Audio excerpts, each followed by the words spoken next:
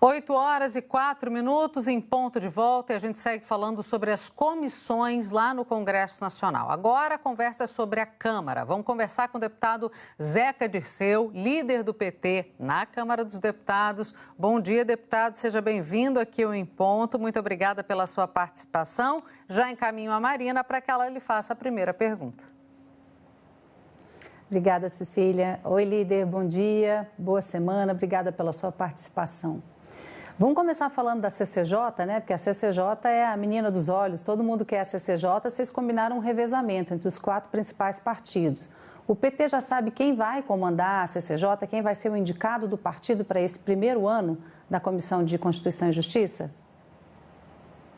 Bom dia, Marina. Bom dia, Cecília. Bom dia a todos que nos assistem. Uma alegria grande estar aqui com vocês. Apesar de ter alguns nomes sendo ventilados, em especial pela imprensa, nomes do partido muito valorosos, na bancada não houve ainda oficialmente discussão de nomes, até porque nós estávamos aguardando o fechamento do bloco que elegeu o presidente Arthur Lira, a eleição, para daí sim agora, essa semana, na primeira reunião de líderes, né, dos partidos, quando estiver estabelecido de fato que é a CCJ, a bancada do PT vai abrir uma discussão de nomes para ocupar essa importante função que tem muito impacto, né, no dia a dia do funcionamento da Câmara, das leis que são aprovadas, né, da ação do governo federal e, é claro, tem impacto na vida das pessoas, né? O que acontece ali acaba impactando no dia a dia da vida das pessoas. Essa sempre é a nossa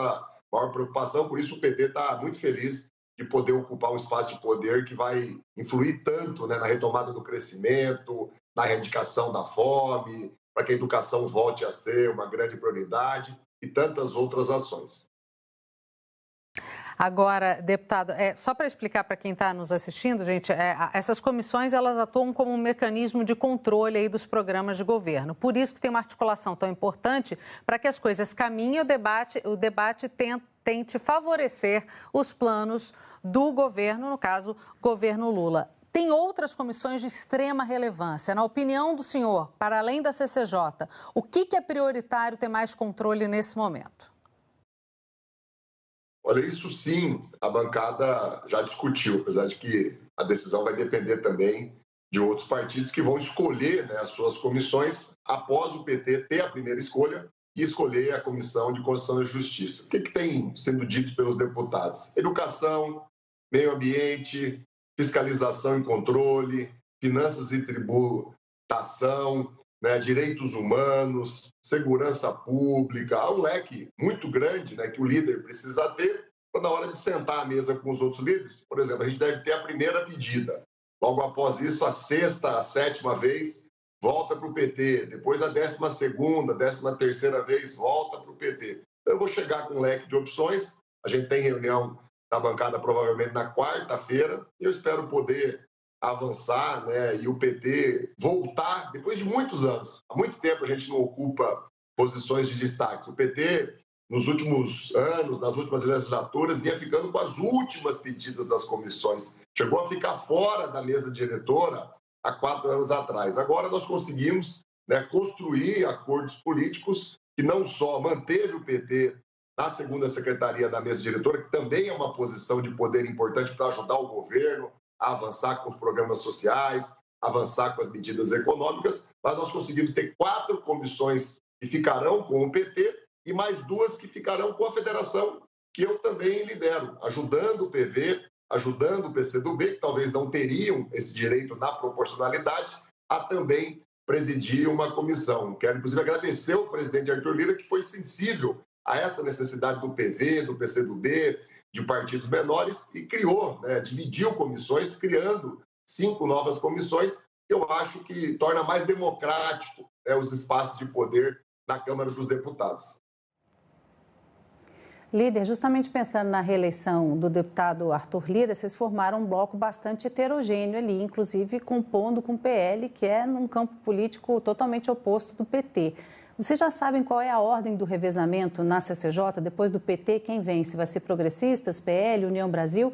E se há uma preocupação de que, no momento em que esses partidos forem escolher os comandos, né, diante da CCJ, eles escolham alguém que tenha uma posição de oposição mais radical em relação ao governo?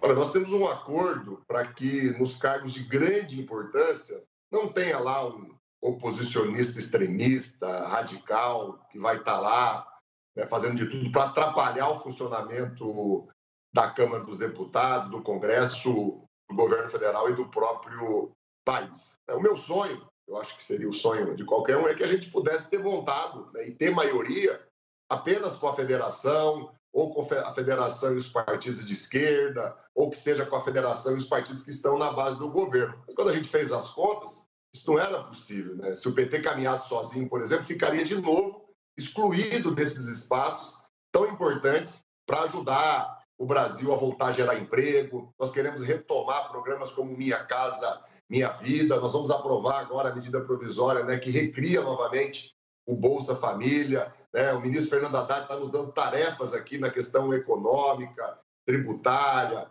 fiscal. Então, a gente acabou optando. Mas foi um processo assim, muito transparente, quero dizer aqui da parte do PL, principalmente, que é um partido de oposição, uma relação muito respeitosa, tudo feito às claras, respeitando cada partido na proporcionalidade do tamanho que os partidos têm. Então, eu acho que todos nós, junto com o presidente Arthur Lira, tivemos muita maturidade, até diante do momento que a democracia está vivendo.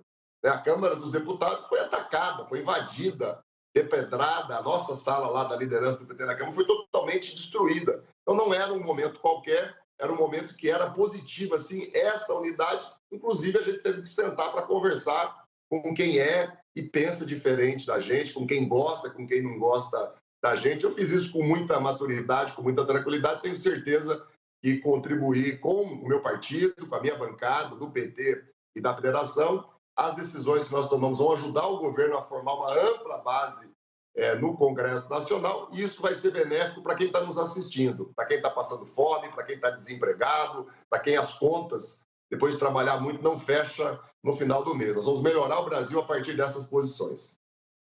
Sim, deputado, conversamos agora há pouco com o Efraim Filho, que é o líder do União Brasil no Senado, e para ele a pauta econômica é balizadora de muito da importância do que deve acontecer no país, porque tem tudo a ver com o aspecto social e de desenvolvimento do nosso país. É claro que a pauta social tem uma relevância absurda, porque são ações emergenciais. Mas a gente também está vendo a questão ambiental com muito peso, e tudo isso passa por uma negociação intensa com um líder que teve muito apoio de seus colegas, que foi o caso do presidente Arthur Lira, agora presidente da Câmara.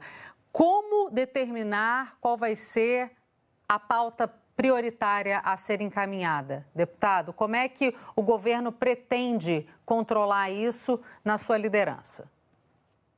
Eu acredito que vai ser necessário muito diálogo, muita capacidade de entendimento, humildade em alguns momentos, recursos e firmeza para poder ter avanços em outros momentos. Né? A pauta econômica, ela dialoga muitas vezes com a questão social. Né? Quando o ministro Fernando Haddad e o presidente Lula, por exemplo, começam a pensar um novo arcabouço fiscal, é uma pauta econômica, mas que pode depois impactar na inflação. Nós precisamos reduzir a inflação, nós precisamos reduzir os juros. Isso pega ali no dia a dia da vida das pessoas. Isso talvez daqui a um tempo nos permitirá ter uma política de retomada da renda, do poder de compra, do valor do salário mínimo, ainda mais ousada do que nós já tivemos em outros governos. Então, eu não vejo conflito, né, uma pauta econômica responsável para que a gente possa avançar nas questões sociais. Eu estou sugerindo, por exemplo, à bancada, que a gente insista muito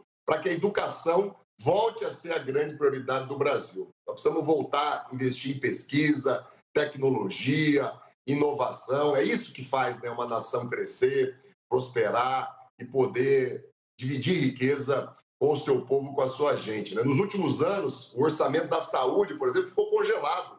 A saúde foi perdendo dinheiro desde que se criou o teto de gastos, que se mostrou uma lei ineficaz. Além de congelar gastos essenciais, como são os da saúde, que nós temos que aumentar para a população poder ter mais medicamentos, consultas especializadas, cirurgias pelo SUS, vacinação, ações de prevenções, né? Além de congelar esses investimentos, o país não resolveu o seu problema fiscal, o país não resolveu o seu problema econômico, né? Nós pegamos um governo, né, que tinha por muitos anos vivido um alto índice de desemprego, mesmo com a lei do teto de gastos. Nós pegamos, né, uma inflação alta e os juros, principalmente, num patamar que é impossível alguém produzir, alguém ter lucro, alguém gerar empregos, né, com juros tão altos como a gente tem hoje no Brasil. Não é de hoje, já é de algum tempo. Líder, a gente já viu críticas do presidente Lula à autonomia do Banco Central. Existe a possibilidade de um pedido, uma proposta de revisão ser pautado lá no Congresso? Acho que o presidente Lula está fazendo o correto, tem o nosso apoio. Ele está fazendo ponderações, ele está muitas vezes fazendo críticas para que essa independência do Banco Central não seja só para o interesse de uma meia dúzia de bilionários, de milionários, que vive de juros e que vive de renda sem pouco produzir, né? O Banco Central independente, autônomo, ele tem que olhar para o social, ele tem que olhar para quem está passando fome, ele tem que olhar para o pequeno e médio empresário, para o pequeno e médio agricultor que não consegue mais produzir, ele tem que olhar para quem está endividado. Então nós vamos sim, quando necessário, tensionar para que o Banco Central tome decisões que equilibrem as coisas no país. A minha avaliação particular é que, ao longo dos últimos anos, o Banco Central tomou decisões olhando simplesmente a economia e se esquecendo do social. Senão, o Brasil não teria tanta gente passando fome como a gente tem hoje, como a gente teve nos últimos anos. Então, o dever de casa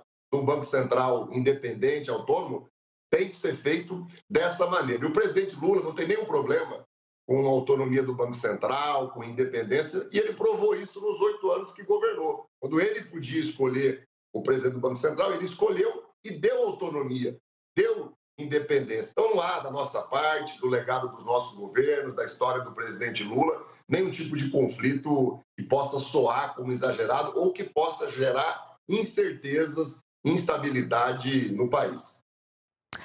Deputado Zeca Dirceu, lhe agradeço muito pela participação. Bom início de semana, bom começo de trabalho. Um abraço, uma boa semana a todos. Muita paz e saúde. Para todos nós. Até